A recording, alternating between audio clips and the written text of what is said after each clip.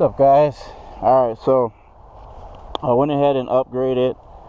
I bought an aftermarket motorcycle harness that came with the throttle, lights, 3 drive modes, park, sport, horn, blinkers, the display, of course, tail light. I didn't put it on yet, and then you have the headlight swapped out, so you have more of like a motorcycle style headlight.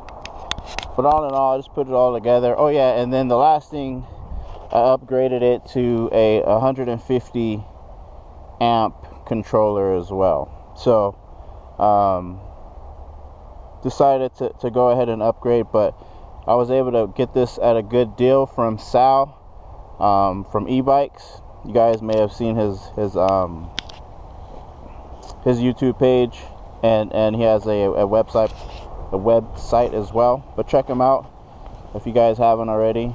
He's put together some pretty nice builds for people, and yeah, he helped me out, man. I mean, he's been straightforward, and you know, even to a text and phone call type basis. So yeah, check him out. All right, guys, but I'm about to just hit the dirt trail and just really just have some fun out here. It's not really a nice day as far as sun, but a good enough day to take the e-bike out. So all right, guys, talk with you later.